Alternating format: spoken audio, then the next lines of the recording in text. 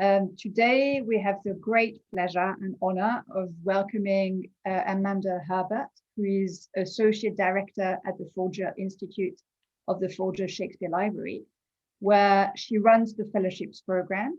She holds an MA and PhD degrees in history from the Johns Hopkins University, and studies or area of specialization is the history of the body, gender and sexuality, health and wellness, food, drink, and appetite.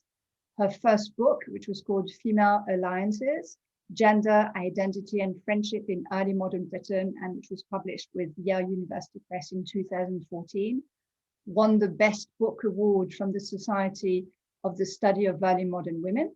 Her second book, Spa Medicine and Body Politics in the British Atlantic, considers pre-modern mineral springs as early sites of public health. She's also the editor for the Recipes Project, a big digital humanities effort that you probably have heard of, and a co-director for Before Farm to Table, Early Modern Foodways and Cultures, which is a $1.5 million Mellon Foundation initiative in collaborative research run at the Folger Institute. And she's currently working on a book entitled Leftovers, The Afterlives of Early Modern Food. And I think she's currently speaking to us, not from Paris, as she was supposed to, but from Baltimore in Maryland.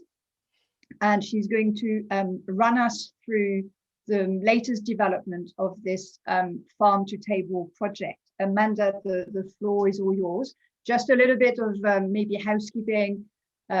We appreciate if you keep your microphone switched off. You're very welcome to put questions in the chat box when you think of them as Amanda is going to deliver a paper. And when she finishes, we can take questions in order so that either with raising your hands or signaling in the chat box that you want to ask a question, and then you're welcome obviously to unmute yourself and ask your question. Amanda, the floor is yours. Thank you so much, Ariane, and thank you for the invitation. I'm delighted to be here today with all of you, if not together in person in Paris. And although no one can argue that being in person in Paris would have been great, it is really nice to be able to see such a variety of people here in the room who may not have been able to come otherwise. So I'm especially delighted to see some familiar faces and some people who I've wanted to meet for a very long time and haven't had a chance to talk to, or who I haven't seen in ages. So Zoom does have its advantages, and I'm grateful for those, as well as the opportunity to chat with you all today. I'm going to share my screen. This always takes a moment of awkwardness as it loads. Okay, so today I'm not giving, I was telling Ariane and Sophie, I'm not giving like a formal presentation so much as I am just talking with you through some of the recent developments in Before Farm to Table, our $1.5 million Mellon initiative and collaborative research at the Folger Institute. Because this is a digital materialities seminar, I will be talking a lot about things and objects over the course of the talk, highlighting things that we've done in the project. This is a unique moment to talk about the project for a couple of reasons. One, because we're in our final year. So it's a 4-year project and we are in year 4. We have done so much stuff. I am just realizing exactly the volume of the stuff that we've done because we are in the midst right now of pulling it all together on a website. And I have some mock-ups from the website that I'm going to show you at the very end of our session today so that you can see what it looks like. The text is not finalized, they're just our design mock-ups, but it'll give you a sense of how beautiful it is as a website, and then also the kind of content that we're going to be featuring. The website is designed as a curated collection of things that we've done, so it's not a comprehensive list. We have another place for that online where we have just literally a list of all of our program activities, but we wanted the website to be almost like an exhibition where we would kind of carefully think through some of the central themes that we've focused on over the course of the project and feature those along with tools that we thought would be helpful to people who are interested in everything having to do with early modern food. So as you'll see when we get there, there are some pedagogical tools. There are some things that you can do yourself if you're interested in trying your hand at cooking in a modern kitchen using early modern recipes. So I'm sort of backing into this presentation because I'm telling you what's happening at the end before I get to what's going to happen at the beginning. But that's a way of framing the way that I'm going to be speaking with you today in general. I'm going to be giving you a curated glimpse at the things that we've done over the course of the project. Again, kind of highlighting those moments when we were focusing on public facing activities. That was something that was very important to us over the course of this project, has been important to us, continues to be important to us. We believe that the humanities are for all people and relevant to all people, all humans. So public facing work, and then also work with the material, with the physical. Okay, so this is our current before farm to table team. There are 3 co-directors, David, Heather, and myself. Heather is my colleague at the Folger. She's also curator of manuscripts. And then David is an associate professor of English literature at York University in Canada. We have had a spectacular team of postdoctoral scholars who have joined us. Our 3 current postdocs are at the bottom: Neha Vermani, Elisa Tersini, and Michael Walkden. Jack Bouchard was another one of our postdocs and went on to a tenure track job, which we were delighted by. We also have 2 absolutely amazing people who have been helping us with programming, Justine DeCamillis and Jonathan McDonald. And Kathleen Lynch, who's executive director of the Folger Institute, has overseen the project as a whole. So when I say our current team, oh, and I should mention too, I almost forgot, Julia Fine, who is a post-baccalaureate fellow of ours on the Before Farm to Table team. So it's been a really expansive team. You'll notice that when I show you the bio portion of the website. So this is just a snapshot of the people who are with us now, but the project has really been built on the expertise of so many people. The first thing I wanted to chat about was an exhibition that we did at the Folger, which ran from January 19th to March 31st in 2019, and it was called First Chefs, Fame and Foodways from Britain to the Americas. We're located, the Folger Shakespeare Library, if you don't know of the Folger, is located on Capitol Hill. So that building that you see in the background there is the Library of Congress, or one of the Library of Congress buildings. That's the kind of the main Library of Congress building, the most iconic one. The Supreme Court is just to the right of it. So we're really right in the center of American governance. And that was done quite deliberately on the part of Henry and Emily Folger, who founded the library. With this exhibition, we wanted people to get a sense of not only the way that food moves through time and across space, but also where they themselves physically were in that moment, standing on the hill, watching an exhibition or looking through an exhibition about early modern foodways. We wanted them to get a sense of what they could learn from early modern British and European foodways and how that could translate directly to exactly where they were standing. So First Chefs took place in what's called the Folger's Great Hall, which you can see here. It's a huge, long gallery that was designed to kind of mimic an early modern portrait gallery. And it's an enormous space. It's a very difficult space in some ways to stage an exhibition in because it's so long and so skinny. And it has on the right-hand side, which you can't quite see because they're kind of set into the wall on the right-hand side, but it has these huge, beautiful windows, which are wonderful when it comes to light, but not so wonderful when it comes to putting rare materials in front of them, since we don't want them to be damaged by the light. So there are a lot of challenges. I mean, every time you stage an exhibition, you have to grapple with the challenges of the space. What we decided to do, the other thing that makes this tricky is that you can enter it from either end. So it's hard to create a narrative arc because you don't know what side people are going to come in on. They could be coming in equally from what we call the theater side or from the library side, since the Folger building itself has an early modern style theater in it, as well as an early modern style reading room. What we decided to do ultimately was to allow people to kind of move people through the exhibition in one direction. So if they started on the library side, they would get a story about foodways at their most local in the early modern British context, learning about hunting and fishing, and farming. And then as they moved through the exhibition, they would kind of leave Britain and Europe behind, travel across the Atlantic Ocean. And then by the time they got to the other end, the theater end of the exhibition, they would be in Virginia, very, very close to the space where the Folger itself is. If they went the other direction, they could travel the other direction across the Atlantic and move that way. But either way, as they were kind of traveling through space, they would learn about how food moved around the early modern world. And when I say that they would end up in Virginia, I mean that almost quite literally, because we were fortunate enough to be able to borrow a large number of items from two great repositories of early American material culture, one of which is Mount Vernon, the home of George and Martha Washington, and the other which is Jamestown, also in Virginia.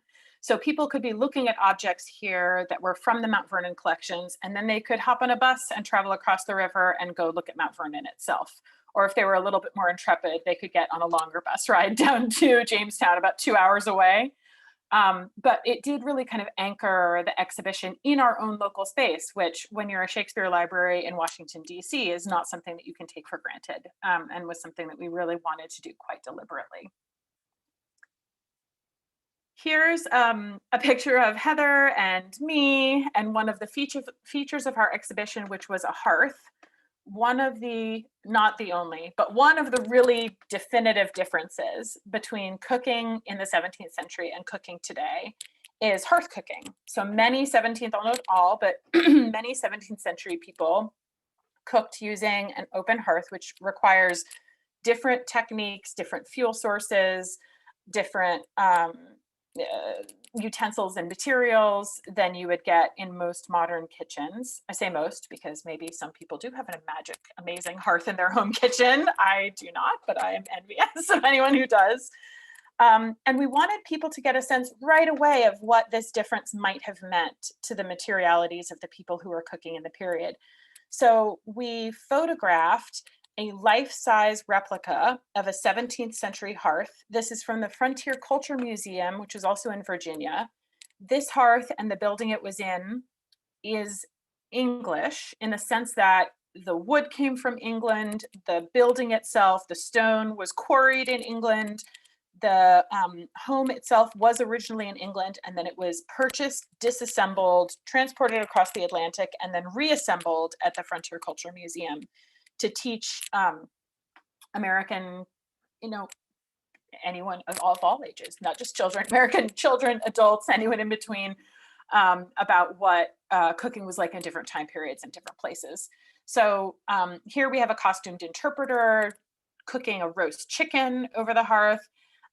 Heather is kind of, you can see in the middle there, looking at the chicken to make sure that it's lined up properly in the middle of the image. And we had little stools and benches in front of it so that people could kind of metaphorically draw themselves up to the fire and get a sense of what it looked like to sit in front of it, what the scale and scope would have been like. We also had just off to the side costumes that younger visitors or older visitors, if they wanted to, could put on in order to kind of experience this in another physical way.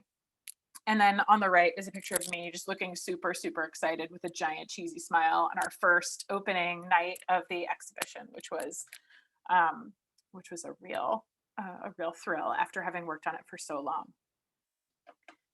The other choice that we made in the exhibition, we made lots of choices, but one of the other things that I think Heather and I co-curated it, and one of the things we were most proud of was our choice to do a kind of minimalist approach to exhibition design. So there are many philosophies about how to create an exhibition.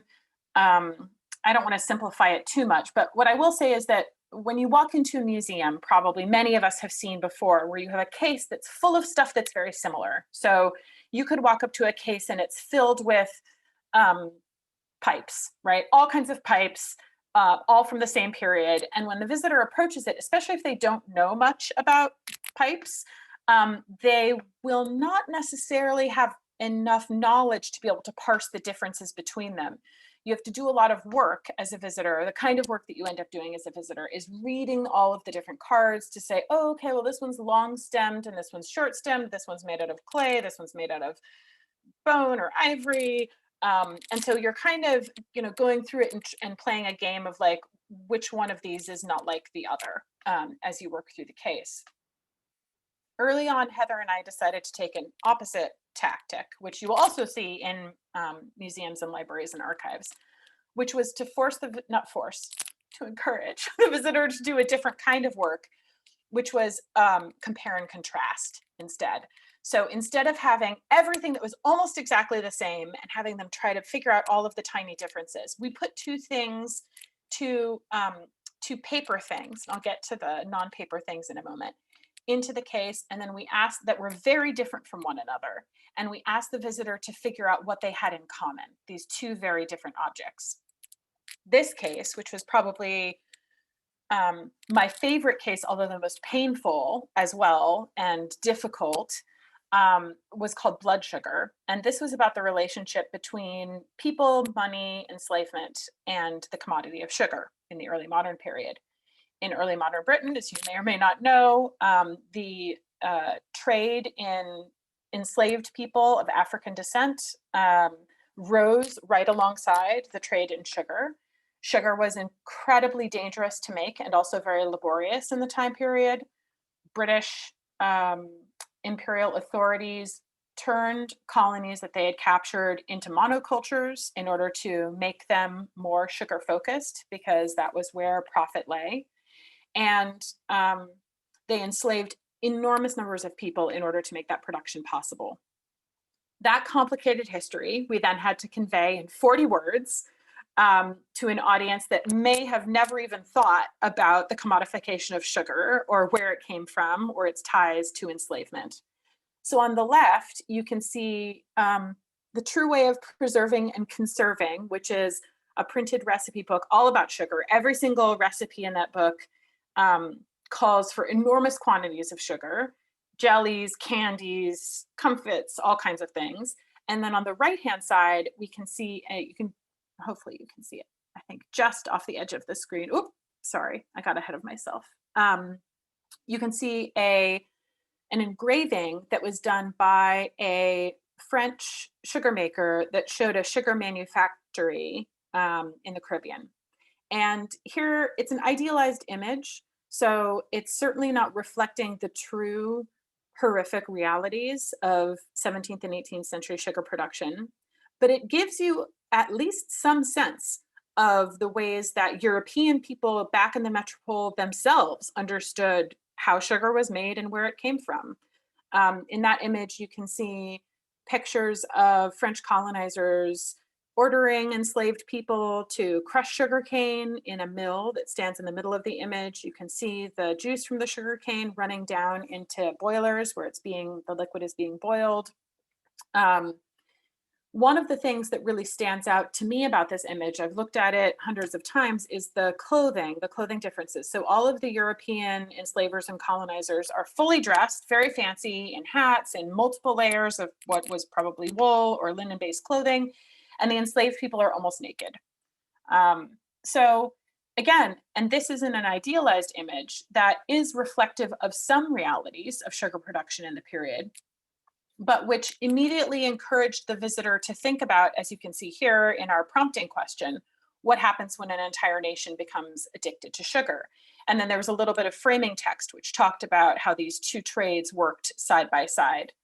And then in the middle of each of the cases, we had one physical object that was not parchment or paper-based, which was designed to kind of give them a little hint to draw those two things together. In this case, a pile of gold coins, symbolizing wealth, luxury, and the benefit that many British colonizers got from the sugar trade. The way that people, who read this book on sweetmeats or cooked out of this book on sweetmeats could be complicit in the sugar trade, even if they themselves had never set foot on outside of England or on a Caribbean plantation or space. And the engraving on the right, again, kind of encouraged them to realize that this was not something that was just out of sight, out of mind, that they never would have encountered. Engravings like this were extremely popular and all over the place in early modern Britain. And so people definitely knew where their sugar was coming from. They knew some of, if not all of, the horrific conditions of sugar production and enslavement, and they simply chose to ignore those in many cases. So those are the kind of really deep, important questions, because food, of course, is delicious and wonderful and lovely, but we want people to think hard about it, to think about where it came from, what its true costs were. And that's what we kind of aimed for throughout the exhibition. Next, I'm going to talk just a bit about some of the collaborations that we undertook over the course of the project. Another one of our aims from the very beginning was to work with food professionals and to learn from them as much as we could, to be a service to them where we could, to provide information from our own collections that they might find to be inspiring or thoughtful or helpful. I think that in the long run, we learned so much more from them than they ever could have learned from us. But nonetheless, it was a really exciting thing to be able to speak with and work with all kinds of different food professionals. So on the left, you have Heather and I making akara, which is a kind of black-eyed pea fritter. And we're doing that with Michael Twitty, who's a James Beard award-winning author, historical interpreter, historian, and food writer. And then on the right, we also collaborated with Jose Andres, who's a humanitarian and celebrity chef who owns a series of restaurants in DC, and then is most frequently, especially recently, in the news for his work with World Central Kitchen, which is a humanitarian food effort that he's founded. Jose and his team came to the Folger to view first chefs. Here, he and Heather and I are talking about early modern oysters. He noticed that we had a 17th century oyster shell in one of our exhibit cases that came from Jamestown. Was one of the, because of the way that the excavations and archaeological excavations have gone in Jamestown, they know exactly when that oyster was consumed, which was really amazing. And so we talked with Jose about what the oyster shell looked like. He said it was a very old oyster. It had been, growing for a very long time. And so we were kind of talking about, you can see me doing the same gesture, talking about the texture of what that might meant. Today, we tend to eat oysters that are not super, super old. And Jose was explaining what some of the differences were between an oyster that had been kind of left to its own devices for a long time before it was harvested and eaten, and then the kind of oysters that we might eat today. We also worked with one of Jose's restaurants called America Eats Tavern, which has sadly closed as a result of the pandemic, although I have every confidence that it will rebound. American food and the roots of American food and the history of American food is something that's really important to Jose. So we did a special menu for the America Eats Tavern. We provided the chefs there, especially their head chef, Claudio Foschi, with some of the recipes from our recipe books, and then they used those as inspiration for creating a menu. It was magical and wonderful.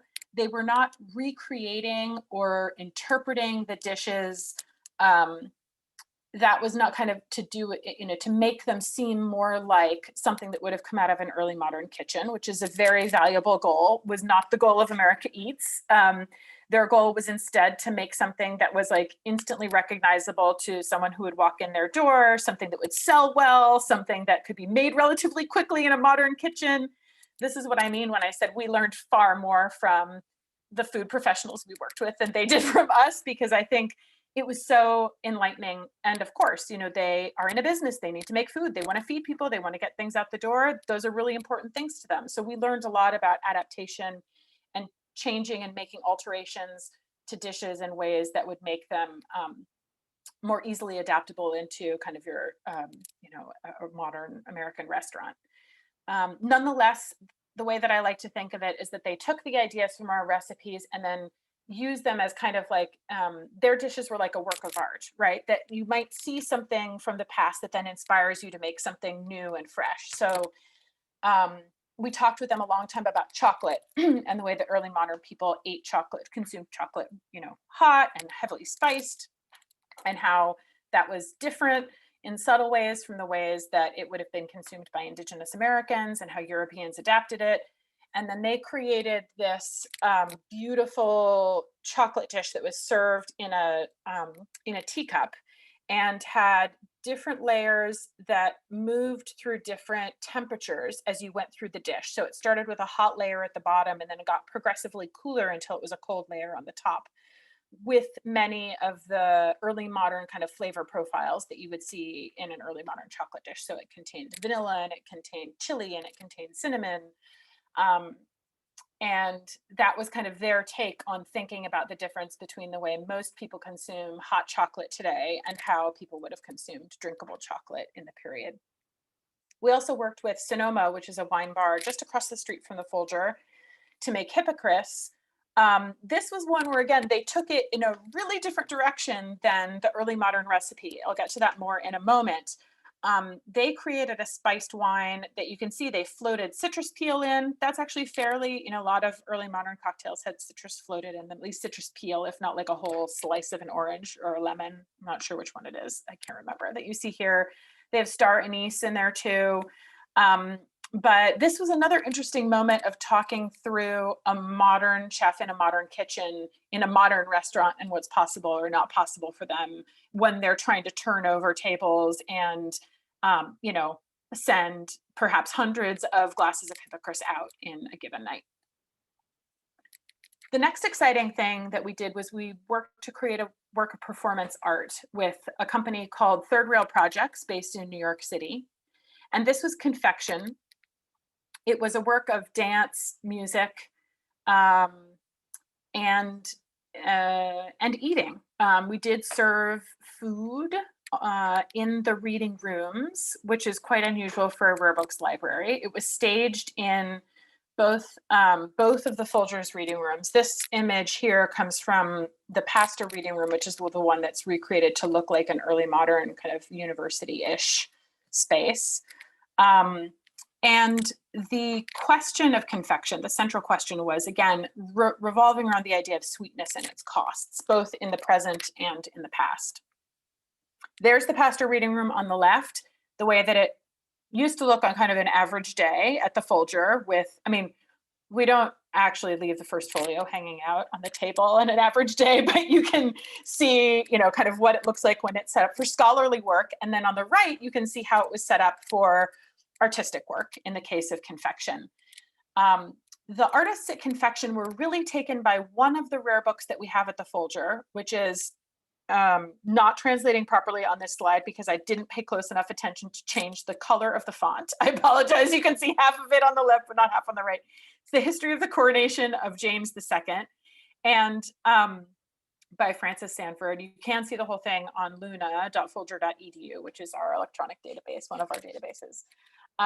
And you can see a banquet that took place during James's coronation, and the many people who kind of watched the banquet happening. You can see them, standing in the galleries up here, looking down on the diners who are below.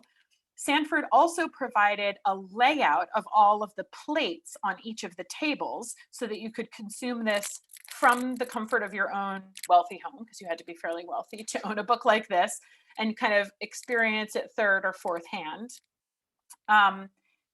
What the artists at confection did is that they recreated this image of the tables in full scale. So I'm going to play a video of me unrolling this scroll in the Folger Theater so you can see exactly how long it was.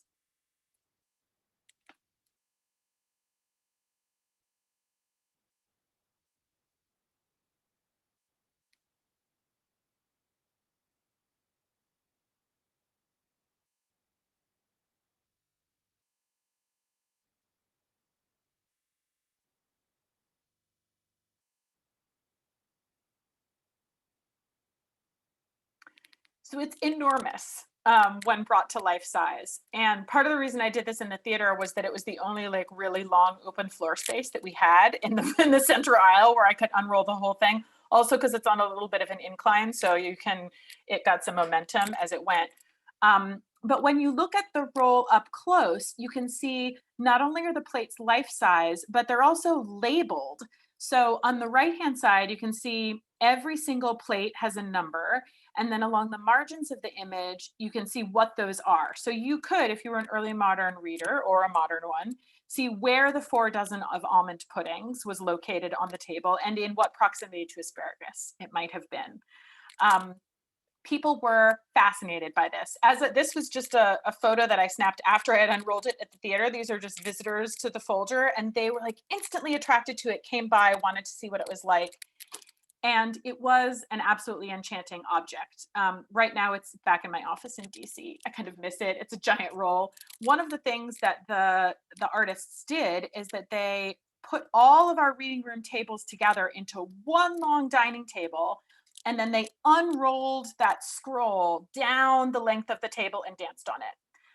And people could come right up to the edge. Visitors who were watching the performance could come right up to the edge, get a little glimpse of, oh, is that asparagus? Oh, are those almond puddings? Is this a haunch of venison? And then the performers would come and dance on top of it. And so it was a really fascinating kind of take on consumption, our desire to learn more, and then, you know, what we do with that desire. The other thing that they did, I'll probably only play a little bit of this because I am watching my time, but they made special music that was just for confection. And I'm going to play this. And what I would like is if they recognize the music, or if and when you recognize the music, put up your little hand sign. We'll see if anybody catches it. Oh, you know what? Can you hear that, or do I need to share my sound? Let me try it again. Sophie, will you let me know if it came through? No, okay. 1 second. I just have to enable sound sharing.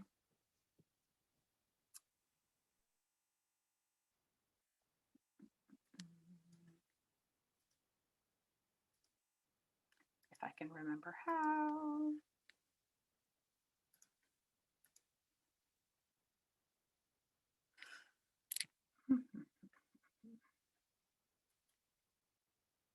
Does anyone remember how sound sharing works? Isn't it when you do sharing, they ask you whether you want to share the sound of your computer? Is that it? Yes, thank you. Perfect. Okay, here we go. It should work now.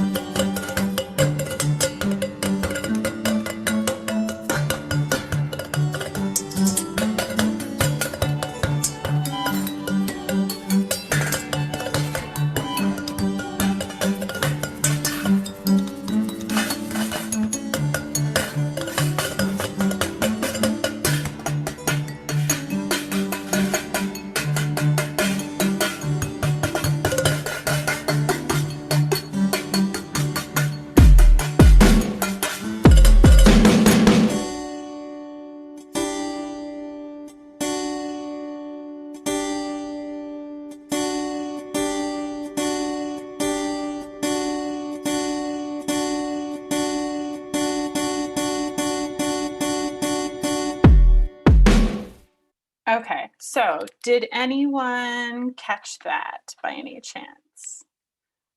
All right, I am going to pull it up 1 second, then I will share my screen again.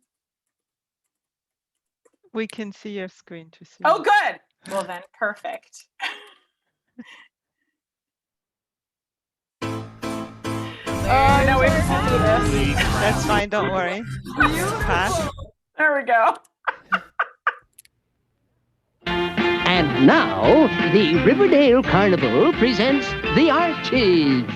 Take care of the kissing booth while we're singing, Sabrina. Okay, everybody, here we go with our new hit record, Sugar, Sugar!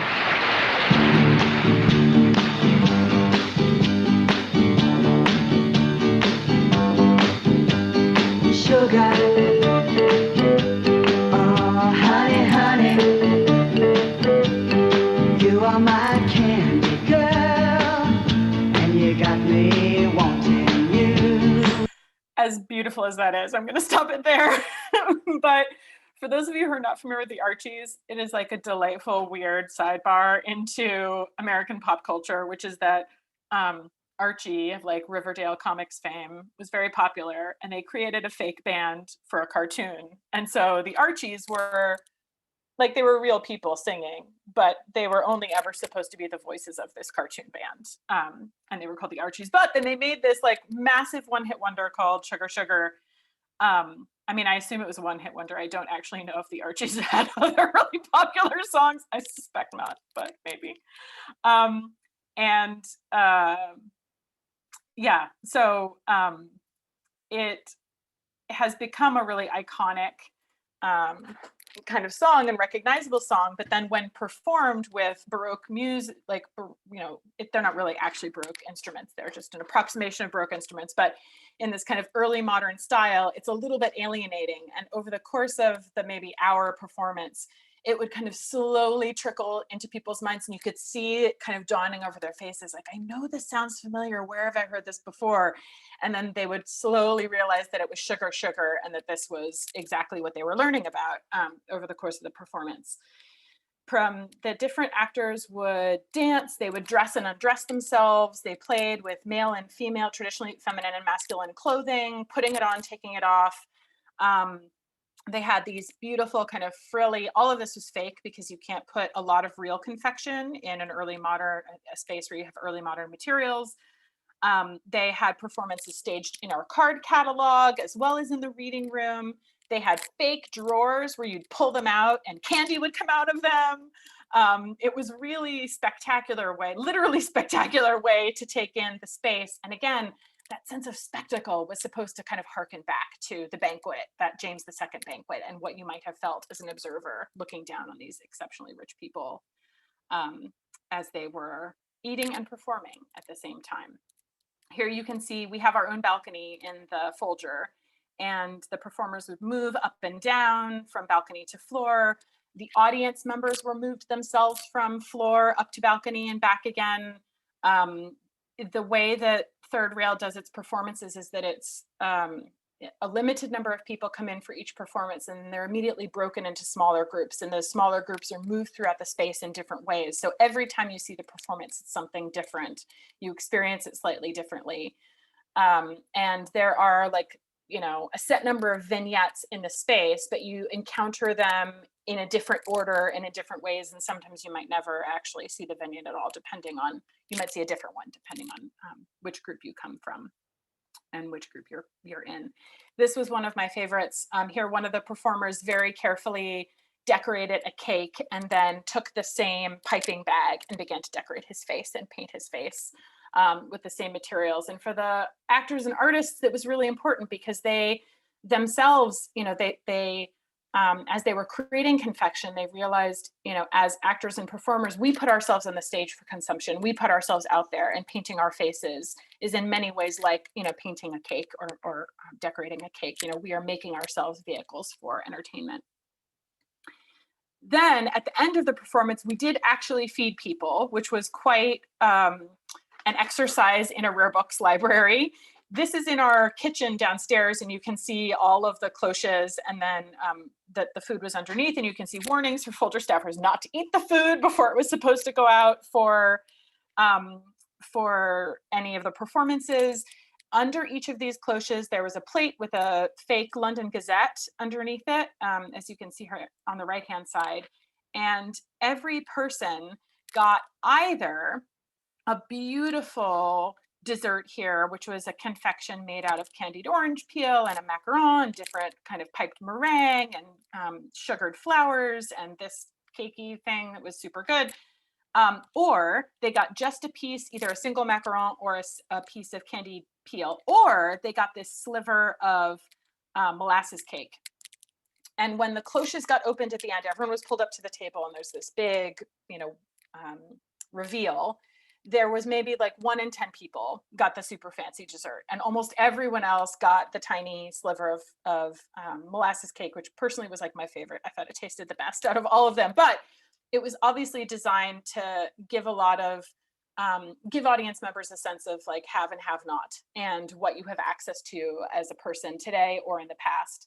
And then the artists invited everyone to share or not share at the end. And again, now in like COVID, this seems almost unthinkable, but in the moment, everyone had a fork, and some people had their super fancy dessert and they kept it to themselves and ate the entire thing. I watched them do it. Other people were so horrified that they were the one person to have gotten the dessert. They like shoved it away from them into the table, into the middle of the table, so everyone could eat some. Because of course they'd also, just been through a whole performance where they're, the idea of to share or not to share, to have or to not have, has been playing through their mind.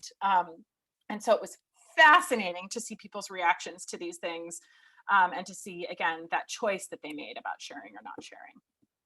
Okay, now I'm going to talk a little bit about, I'm on like overtime. I'm going to talk a little bit about making and eating, because I know that's what many of you are interested in. So one of the other things that we did over the course of the project is we made variations on, I'm choosing my wording very carefully here, variations on early modern foods. We used early modern recipes to try to make modern food in modern kitchens.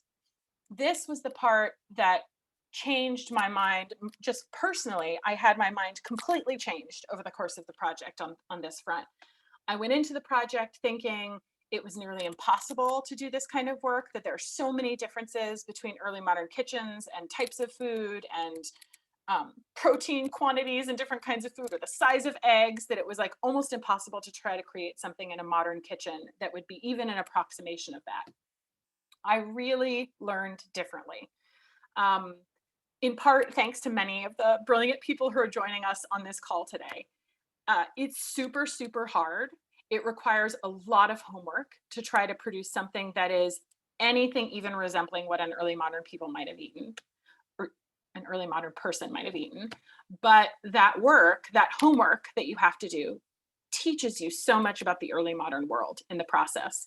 And you fail a lot of the time. I mean, a lot of the things that we made did not taste good to me, were of like a really unappealing texture or spice profile. Some of the things I thought were utterly delicious and like life-changing. Many of them were not. I had really visceral reactions to a lot of the things, but I think that was important.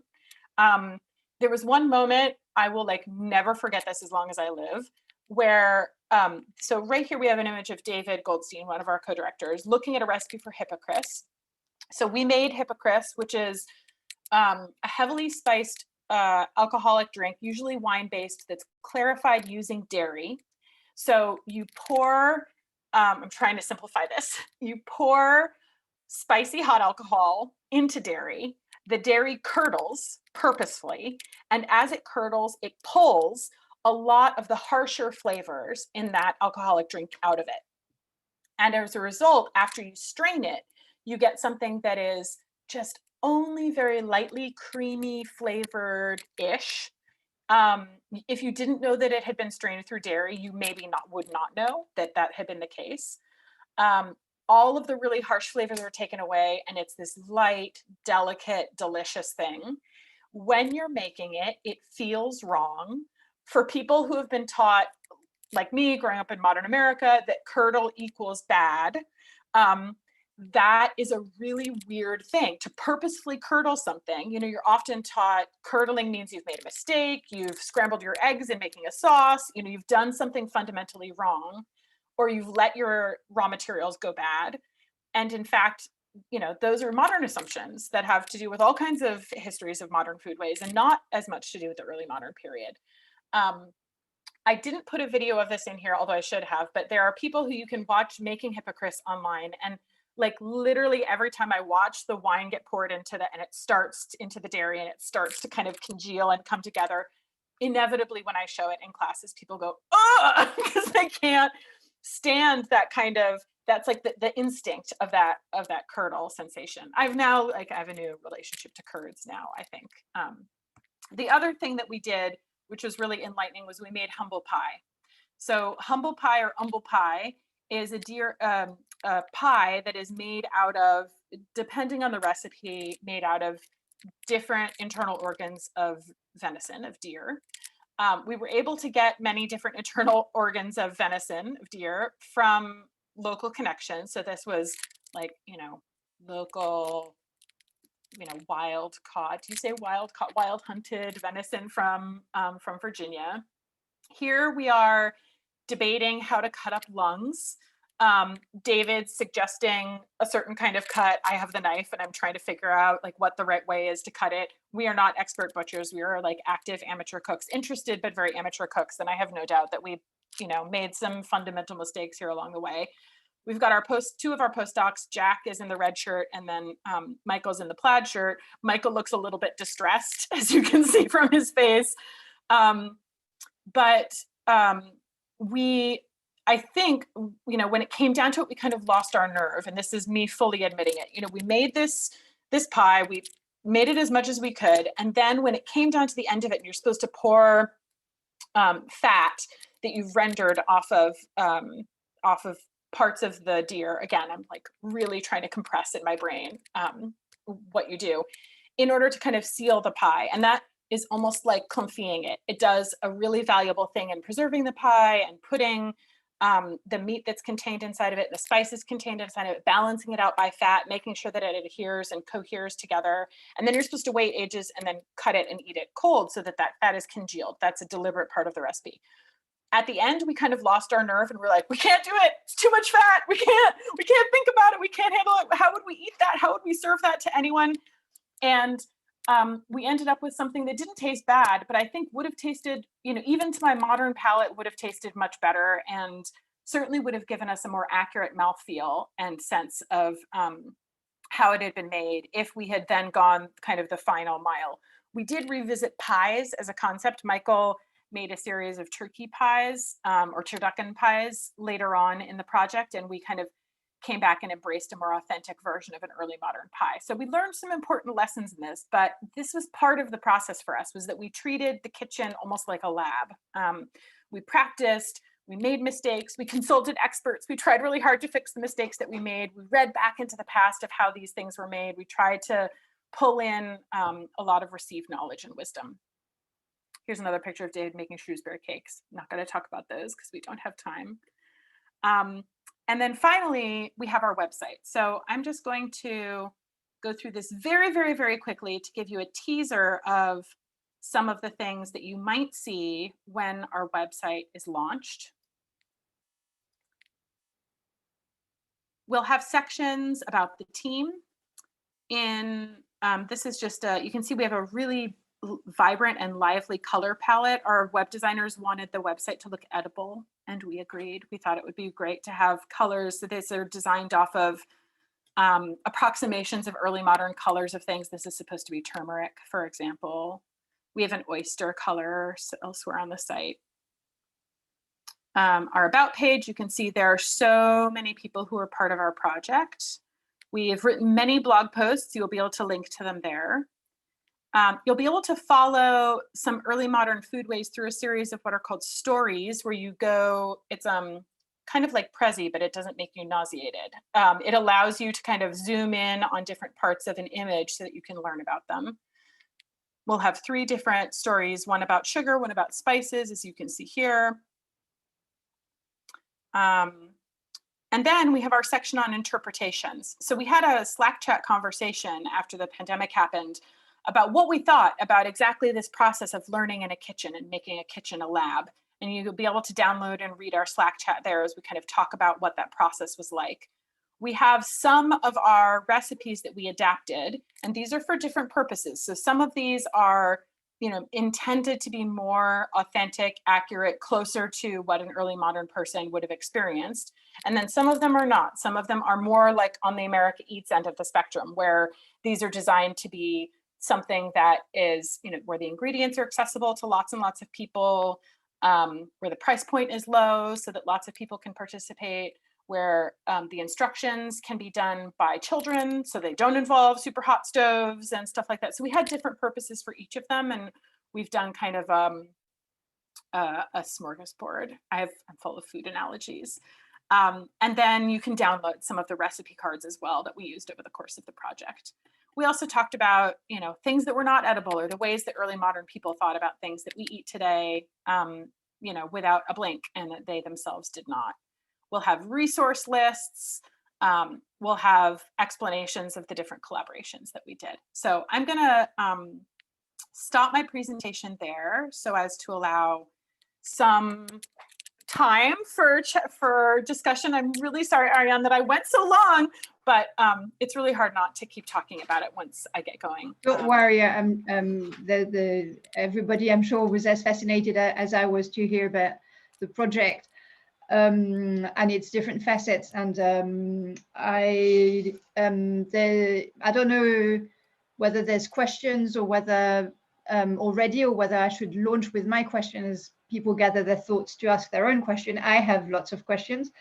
I was really fascinated by the approach, the collaborative knowledge building approach that you adopted for this project. As you said, that, you know, I really like the phrase public facing, as well as getting knowledge from professionals and learning from the kind of modern world, and also the translation between early modern and modern, and the different ways you can translate, I thought was fascinating. And also the experiential approach and learning from experience / experiment, and the kitchen like a lab. And I'm sorry, it's not really a question, but whether you can maybe, because there's quite a lot of projects, not necessarily about food, but about dress, which is more my specialty.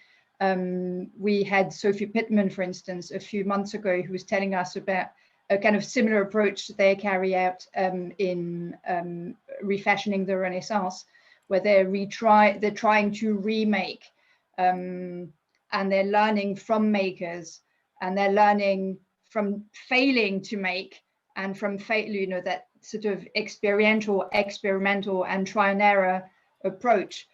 I just wanted to know whether you could tell us maybe a slightly more about these aspects. Absolutely. So this was something that we learned and changed our minds about over the course of the project. One of the ways, you know, when we started the project, we did a lot of public facing things. We did lectures, we visited schools, we put recipes up online as blog posts, you know, we did all these different things. And the thing that got the most people, that hooked them every time, was the chance to create a dish in their own kitchen that's based on an early modern recipe. Far and away, that was the most popular activity. That's what more people wanted. Can I cook this? Can I try this at home? What does this recipe taste like if you really make it? There are some interesting questions kind of buried in there. But that was something that surprised me, was the general public's excitement about and kind of appetite for trying this little taste of, you know, what they imagined as a taste of the past. It became difficult because people also then get discouraged very quickly, which I'm sure people on the call have experienced too, is that if it doesn't go quite right for them, then they feel really sad and really kind of left with, like, the, again, food metaphor, with the bad taste in their mouth. Like, oh, this didn't work. This was a failure. Why didn't this taste bad? Early modern people were crazy. All of their food tasted bad. It was probably half rotted anyway, all of which, as we know, are myths about food in the early modern period. And so it became kind of like our mission to first insert a little lesson, a little history lesson, a little teachable moment into every recipe. So one of the very early ones that we did was for potato pudding, made out of sweet potatoes or yams. Again, there's slippage between sweet potatoes and yams today and in the early modern period. I won't get into that. But, you know, sweet potatoes and or yams were a critical food for enslaved people. And so in the blog post, in the ways that we talked about it, we would slip that information in, whether we were speaking about it to a group of, you know, junior high students, you know, 13, 14-year-olds learning about this for the first time, or whether we were speaking about it to a group of food professionals. And for many people, that was eye-opening, you know, to have that little glimpse into the food ways of enslaved people was really important to us, to get people to kind of think about that from new perspectives. The other was that, you know, again, we tailor our recipes so that a lot of people can participate in them. So as I was saying before, you know, creating some that were that children could do at home without hot stoves, creating ones that were suitable for vegetarians and vegans, creating ones that you could do with relatively cheap, affordable ingredients. And then also offering ones that were a little bit more of a reach, where if people wanted to really kind of dig in, or they had tried their hand at some of the earlier ones, and then they wanted to do something else a little bit later, they could then jump into something that was a little bit more difficult, a little bit trickier, had more unfamiliar mouthfeels or flavor profiles.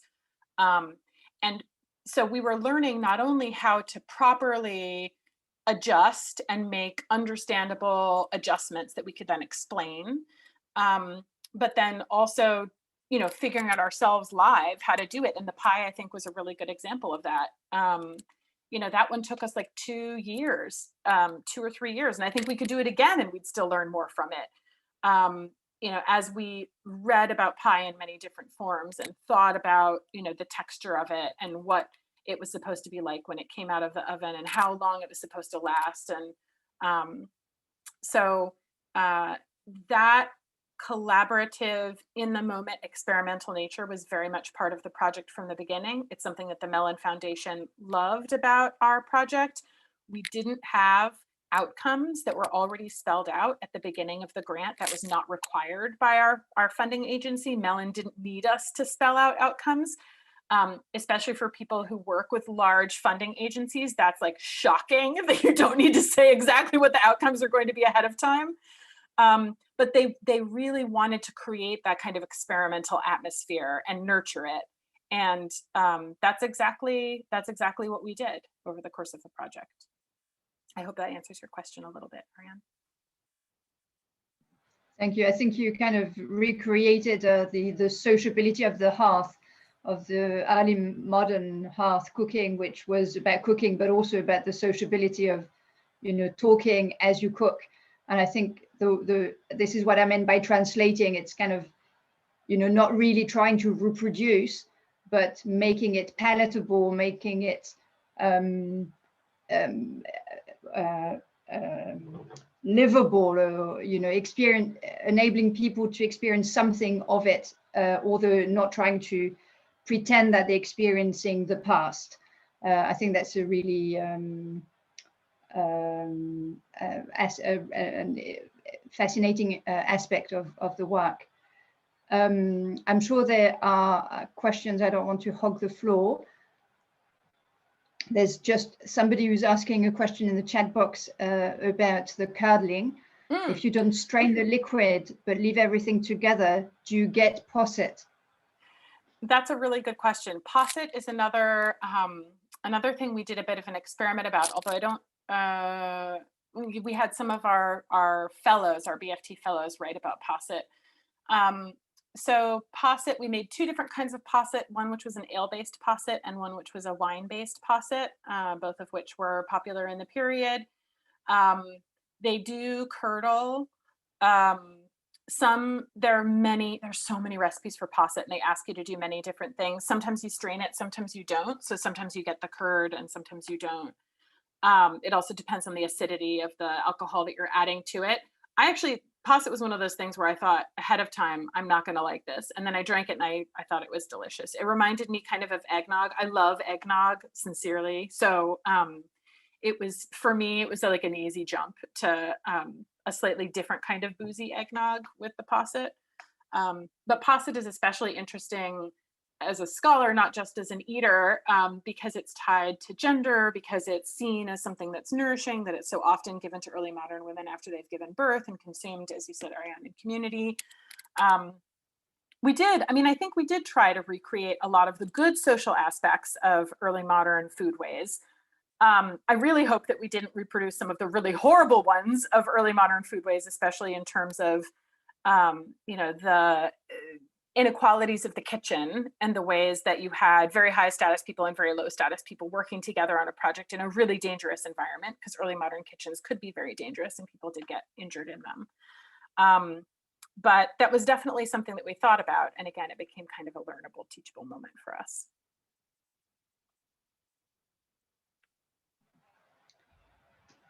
Sophie had a question.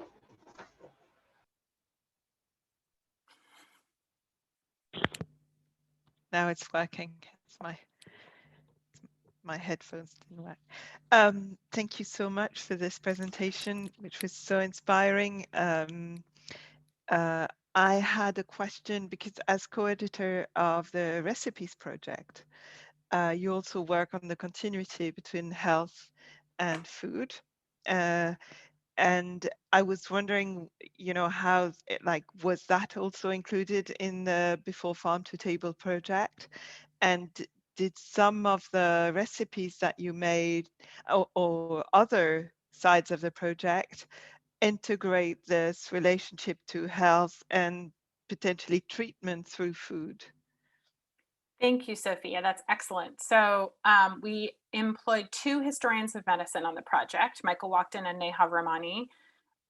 Michael specializes in European history of medicine. Neha specializes in South Asian medicine and interactions between Anglo-Indian foodways. They're both totally brilliant. So yes, we always had really, good kind of input, advice, insights from historians of medicine who would then be able to tell us about, that this thing that this early modern person is eating is meant to nourish in multiple ways, or it's dangerous in multiple ways. Maybe it tastes good, but maybe it's not good for you, or it's thought to do bad things to your body. Early modern medicine, as we know, changes a lot over the course of the period, but the fact that food has a direct relation, what you eat has a direct relationship to how your body works is consistent across, Galenic models, Paracelsian models, and so we did think about that. We did not make any medicines as a project explicitly. I mean, we certainly made foods like posset, which were kind of a food, kind of a medicine, both. We did not take on any explicitly medical recipes, if you can even say something that is explicitly medical, but we didn't take on something, for example, that was intended like to cure a cough, or that would have been in the title that had like a medical intent. Part of that was because those ingredients were harder to come by and or illegal. So for example, we were not going to be consuming lead over the course of the project. We were not going to be consuming gold over the course of the project, although those things, appeared in early modern medicines as well as foods, again, although that line is blurry. We did I would say we stuck to foodways, since that was a central, kind of one of the central pillars of the project, the central concerns. And then we considered the medical angle, considered the physical and bodily angle as we went along the way.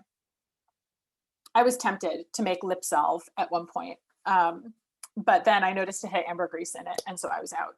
And plus, ambergris is also you're not allowed to buy it in America. I don't know if that's the case other places. You're allowed to glean it from the sea if you find some, but you're not allowed to actually purchase it. Okay. I see that there's a question in the chat box about the spice profile. So could the flavor profile of certain spices have evolved since the early modern period, thus causing a dish to taste bad today when maybe it didn't taste bad in the past? Or is it more that people's tastes have changed? And this is Charlotte Brewster. So thank you. I would say yes, is my short answer to both of those. So certainly botanicals, I'm sure, have changed in subtle ways over 400 or 500 years. I know that, one of the most popular things to eat in the early modern period, although not necessarily widespread, was citrus. Citrus hybridizes faster than almost any other edible plant out there. And so surely early modern people were consuming fruits and veg and herbs and spices that were slightly different than the ones that we would be able to purchase today. There's also the movement of those foods today and in the past and how that changes. So if a nutmeg had to come from Southeast Asia on a ship over the course of 6 to 9 months to get to Britain, and the way it was packaged in that ship and where in the hold it was located and what it might have been exposed to in terms of moisture or sea air or molds. And then it sat, at the Exchange in London, in the rain, in a shop for another however long before it was then purchased by a person and taken back to their kitchen and put next to a smoky fire. I take that back because I think early modern people didn't actually keep their spices next to fires. They kept them like carefully locked away in cabinets. But I think all of these things definitely could have changed the flavor profile of that nutmeg from the nutmeg that I might experience today.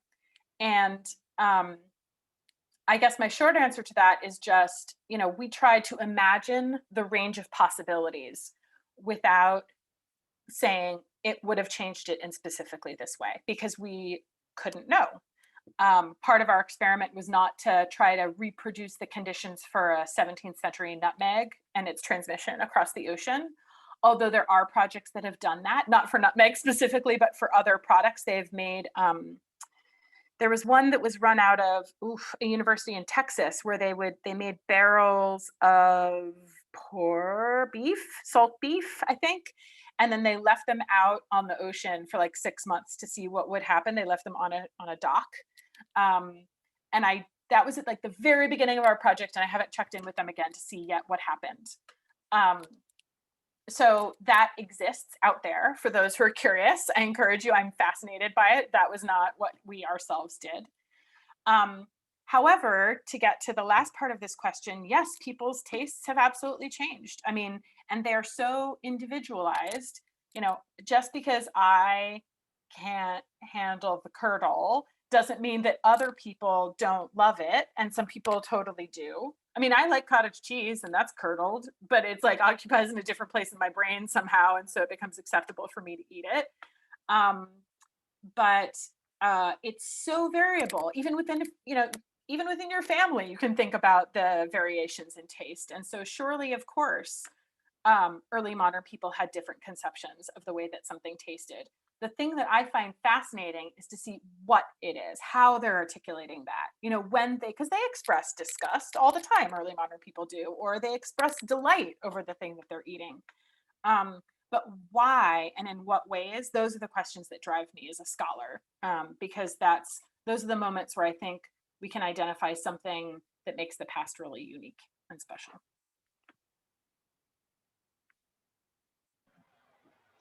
Thank you very much.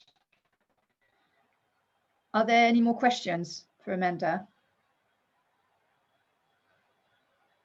I want to say too, before we go, just very quickly, if I can give a shout out to Stephen Schmidt, who is here. Hi, Steve. It's really nice to see you. Steve helped us enormously over the course of our project, and I encourage everyone to go look at the manuscript cookbook survey. Steve, maybe you could put the link in the chat if you'd be willing to, so people can see it. It's a phenomenal resource, and members of our team asked Steve for advice on many occasions over the course of the project. He was extremely generous in giving us his help about interpreting early modern foodways, and we have learned so much. So please check out the manuscript cookbook survey, which is incredible, and Steve's work largely, which is also incredible.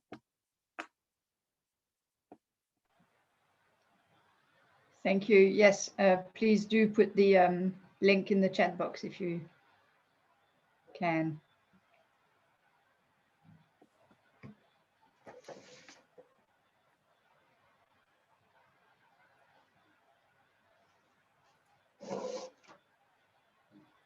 I'll have one more comment maybe. Sure. And that's I guess because I'm a material culture specialist, I'm fascinated by, you know, how do you capture material culture for something that is consumed? So I imagine you're kind of addressing some of that in your leftover project, because it's kind of, you know, the leftovers is what doesn't get consumed. Can you tell us a little bit more about the project? Yes, absolutely. Leftover? Yes. So this is a project that exists mostly just in my brain right now, because I'm finishing another book, that book on spas, which is like officially all of my attention right now. But I'm thinking a lot about leftovers. So I'm trying to think not just in terms of the reuse of food or repurposing of food, although of course that happened all the time in the early modern period. I'm trying to think about it kind of well, just really expansively. So I envision having a chapter on food given in charity, bread given at the gates for the poor, for example. Thanks, Steve. And I'm imagining something about preservation. So I'll be coming back and probably asking Steve more pesky questions about pies as I think about food preservation in the period and the ways that early modern people could try to preserve food by, you know, drying it or salting it or sugaring it or confying it. I'll be thinking about the reuse of food containers, especially in environments that were thought by certain people to be resource poor. I say this in scare quotes because early modern Europeans complain endlessly that the spaces they've colonized are resource poor, when in fact, you know, that's just according to their definition of what a resource is or a useful resource is. But I'll be thinking about the repurposing of barrels and boxes and paper. So for example, what happens when you have like a barrel of pickled herring, and what do you do with that barrel once you've eaten the rest of the herring? Do you then try to use it for something else? Do you not? Has the taste of the pickled herring so soaked into the wood that you then can't use that barrel for anything else? Do you use it as a seat? There are lots of images of barrels cut and made into chairs. So those are some of the questions that I'll be exploring. I'll be thinking about fake food to get back to the question of materialities. Early modern people loved the idea of faux foods or food that was edible but looked like something else.